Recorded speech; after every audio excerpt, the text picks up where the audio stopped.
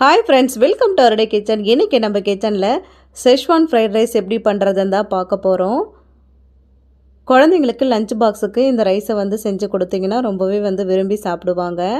இதுக்கு நான் 2 கப்பு பாஸ்மதி அரிசி எடுத்திருக்கேன். பாஸ்மதி அரிசியை நல்லா கழுவிட்டு ஒரு 1/4 மணி நேரம் நல்லா தண்ணி ஊற்றி ஊற வச்சுக்கோங்க. நல்லா ஊறினதுக்கப்புறம் நம்ம சாதம் வடிச்சோன்னா நல்லா சாதம் சூப்பராக ஈஸியாக உங்களுக்கு வெந்து மலர்ந்து வரும். இப்போ இந்த சாஸ் செய்கிறதுக்காக ஒரு சின்ன பாத்திரத்தில் தண்ணி கொதிக்க வச்சுருக்கேன். இது ஒரு 50 காஷ்மீரி மிளகாய் இருக்கும். தண்ணி நல்லா கொதி வந்ததுக்கப்புறமா இந்த காஷ்மீரி மிளகாயை இந்த தண்ணியில் போட்டுட்டு ஸ்டவ்வை ஆஃப் பண்ணிவிடுங்க. ஆஃப் பண்ணிவிட்டு இந்த மிளகாயை போட்டு நல்லா அமுத்தி விட்டுட்டு அப்படியே ஒரு மூடி போட்டு நல்லா அது ஒரு 1/2 மணி நேரம் நல்லா ஊறிட்டுருக்கட்டும். நல்லா அந்த சுடு தண்ணியில் வெந்தது. அதுக்கப்புறம் நம்ம அரைச்சோம்னா நல்லா உங்களுக்கு சாஸ் சூப்பராக இருக்கும். ஒரு அகலமான பாத்திரத்தில் தண்ணி ஊற்றிட்டு உப்பு கொஞ்சம் எண்ணெய் சேர்த்துட்டு நல்லா கொதி வரட்டும். கொதி வந்ததுக்கப்புறமா நம்ம ஊற வச்சுருக்கிற பாஸ்மதி அரிசி இதில் சேர்த்துட்டு நல்லா வேக வச்சுக்கலாம். அரிசி நல்லா ஃபுல்லாக வெந்துடக்கூடாது. ஒரு 80% நல்லா வெந்தால் போதும். ரொம்ப குழஞ்சிருச்சுன்னா உங்களுக்கு ஃப்ரைட் ரைஸ் நல்லா இருக்காது. அதனால் நான் எடுத்து பார்த்தோம்னா நல்லா நீண்டிருக்கு பாருங்கள். இப்படி கட் பண்ணால் உடஞ்சி வரணும், அவ்வளோதான். உள்ளே அரிசி மாதிரிலாம் இருக்கக்கூடாது. ஆனால் நல்லா அரிசி வெந்திருக்கணும். ஒரு 80% வெந்தால் போதும். இப்போ நான் உங்களுக்கு அமுத்தி காமிக்கிறேன் பாருங்கள். நல்லா வெந்திருக்கு. இப்போ இதை ஒரு வடிகட்டி வச்சு நல்லா வடிகட்டிக்கலாம். இப்போ இந்த மிளகாயும் நல்லா ஊறி வந்திருக்கு பாருங்கள். ஊறினதுக்கப்புறமா நம்ம போட்டு மிக்ஸி ஜாரில் அரைச்சோம்னா நல்லா உங்களுக்கு பேஸ்ட் சூப்பராக உங்களுக்கு ரெடி ஆகிடும். மிளகாய் கொஞ்சம் சூடாக இருக்கிறதுனால ஒரு பாத்திரத்தில் சேர்த்துட்டு நல்லா ஆற வச்சுக்கிறேன். ஆறினதுக்கப்புறமா மிக்ஸி ஜாரில் சேர்த்துட்டு நல்லா அரைச்சி எடுத்துக்கலாம். இப்போ கொஞ்சம் ஆறினதுக்கப்புறமா மிக்ஸி ஜாரில் சேர்த்துட்டு அரைச்சி எடுத்துக்க போகிறேன். மிளகாயெல்லாம் சேர்த்ததுக்கப்புறமா அந்த ஊற வச்சோம் இல்லையா, அந்த தண்ணியை ஊற்றியே அரைச்சிக்கலாம். நிறையா தண்ணி ஊற்றாதீங்க, கொஞ்சமாக தண்ணி ஊற்றிட்டு நல்லா நைஸாக பேஸ்ட்டாக அரைச்சி எடுத்துக்கலாம். இப்போ அரைச்சி எடுத்துகிட்டு வந்துட்டேன். கலரே நல்லா சூப்பராக இருக்குது பாருங்கள். இது மாதிரி ஊற வச்சு அரைச்சாதான் திப்பி திப்பியாக இல்லாமல் நல்லா நைஸாக அரைஞ்சி வரும். இப்போ இந்த சாஸை ரெடி பண்ணிக்கலாம். ஒரு பேனில் கொஞ்சமாக எண்ணெய் ஊற்றிட்டு எண்ணெய் நல்லா காஞ்சதுக்கப்புறமா இஞ்சி பூண்டு இது ரெண்டையும் நல்லா பொடியாக கட் பண்ணி எடுத்து வச்சுருக்கேன். அதை சேர்த்துட்டு நல்லா கொஞ்சம் நல்லா வதங்கி வரட்டும்.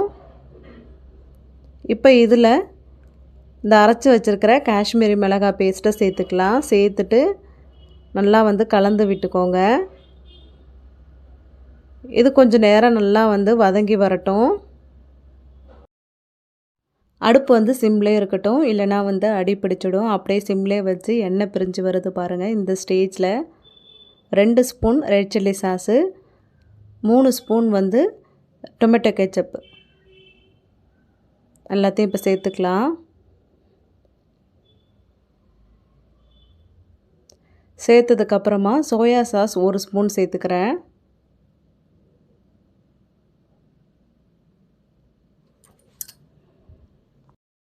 வினிகர் ஒரு 1½ ஸ்பூன் சேர்த்துக்கிறேன்.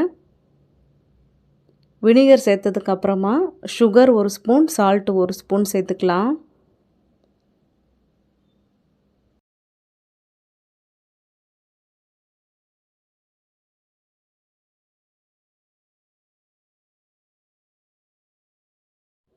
சேர்த்துட்டு நல்லா கலந்து விட்டுட்டு அப்படியே 1 நிமிஷம் ஆனதுக்கப்புறம் ஸ்டவ் ஆஃப் பண்ணிட வேண்டியதான்.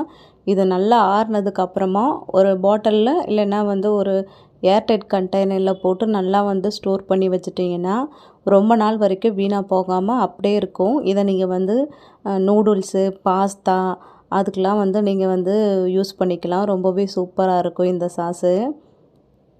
கடையில் வாங்குறதுக்கு பதிலாக நம்ம வீட்டிலே ப்ரிப்பேர் பண்ணி வச்சுக்கலாம். சாதத்தை நல்லா இந்த அளவுக்கு உதிரியாக இருக்குது பாருங்கள். அப்படி சாதம் லேசாக குழஞ்ச மாதிரி இருந்ததுன்னா நல்லா ஒரு பெரிய பிளேட்டில் போட்டு நல்லா ஆற வச்சிங்கன்னா உங்களுக்கு நல்லாவே உதிரியாக வந்துடும்.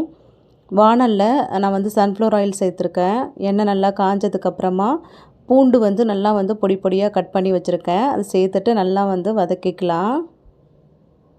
பூண்டு வந்து லேசாக வதங்கினதுக்கப்புறமா காயெலாம் என்ன எடுத்திருக்கேன்னு காமிக்கிறேன். வெங்காயம், கேப்சிகம், பீன்ஸு, கேரட்டு, கோஸு, அதுக்கப்புறம் கார்ன் கூட எடுத்திருக்கேன். வெஜிடபிள்ஸ் வந்து நம்ம விருப்பம்தான், எது வேணாலும் எடுத்துக்கலாம். வெங்காயம் சேர்த்து நல்லா வந்து வதங்கினதுக்கப்புறமா லேசாக வதங்கினா போதும். நம்ம வந்து ஃப்ரைட் ரைஸ்ன்றதுனால ரொம்ப வந்து நல்லா வதங்கணும்னு தேவையில்லை. லேசாக வதங்கினாலே போதும். அப்போ தான் வந்து நம்ம ரைஸ் சாப்பிட்றப்போ ரொம்ப நல்லா டேஸ்ட்டாக இருக்கும். அந்த க்ரன்ச்சினஸ் வந்து அப்படியே இருக்கணும். நல்லா வந்து வெந்துடக்கூடாது குழஞ்சி. வெங்காயம் வதங்கினதுக்கப்புறமா கொஞ்சம் வந்து கேரட்டு, பீன்ஸு சேர்த்துக்கலாம். இது கூடவே கார்னும் சேர்த்துக்கிறேன். சேர்த்துட்டு நல்லா வந்து வதக்கிக்கலாம்.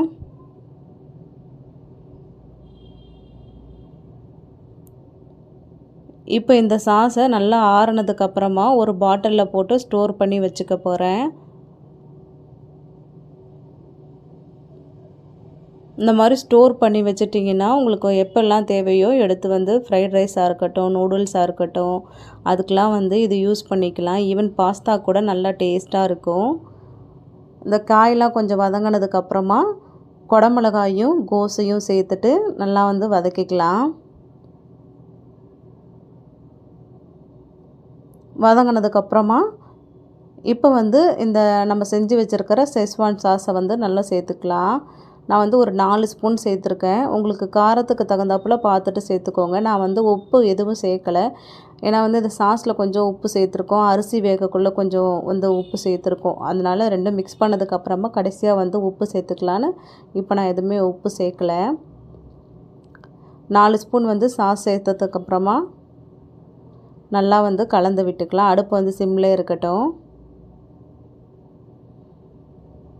இப்போ நல்லா கலந்ததுக்கப்புறமா நம்ம வேக வச்சுருக்கிற சாதத்தையும் சேர்த்துக்கலாம்.